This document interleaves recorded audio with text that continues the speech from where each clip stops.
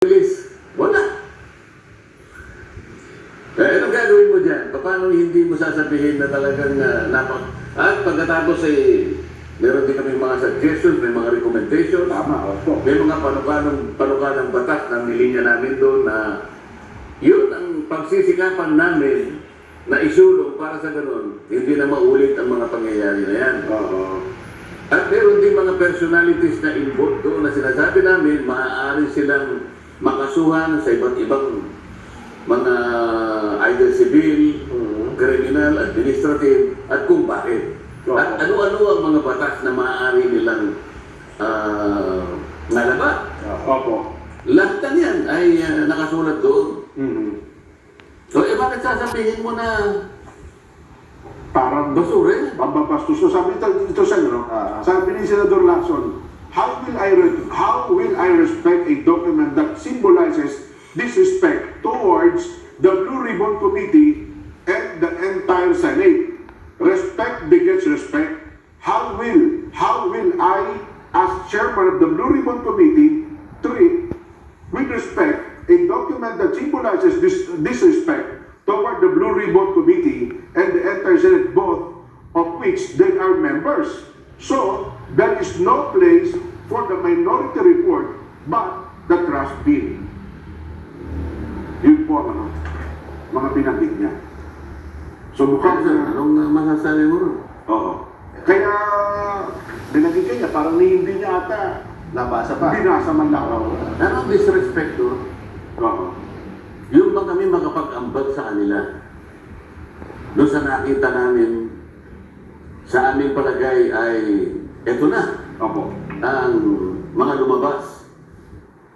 Doon sa mga ginawa namin mga pagdinig. Kasama yung ginawa niyang tatlong pagdinig. Oo. Ibig ba sabihin, pati yung tatlong mga pagdinig na sa kanyang pamumuno ay nangyari, Opo. pati yun ay kasama sa basura.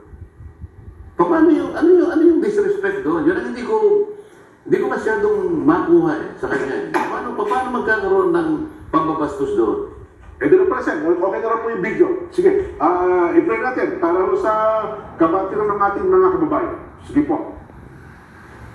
Kasi may partial report na ba? Dinadraft. Mahina itong mga staff ko. Sabi ko, before mag-break ng December, tapusin nila eh. Nahihulapan. Wala, nakatingin lang sa akin, walang tumatanong.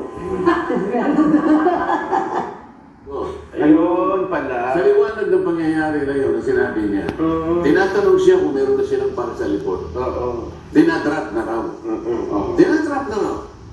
At ang pangako nila, sa magitan ng kanyang mga staff, bago mag-break ang December, sabi niya, makakapagpalabas sila.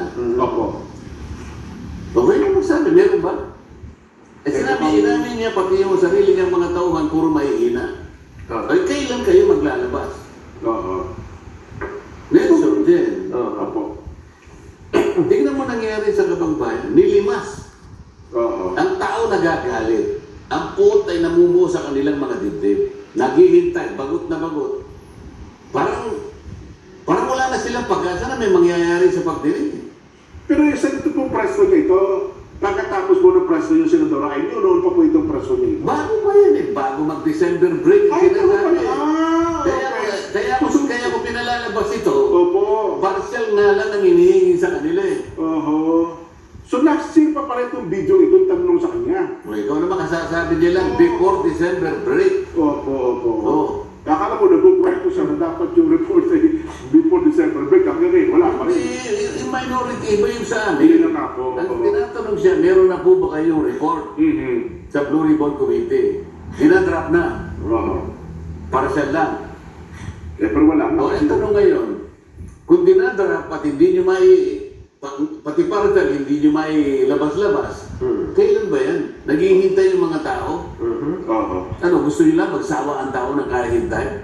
Para sa ganun wala lang. Saka sasawa ng tao hanggang sa mawalan sila ng interes. Yun ba ang patakaran? Kay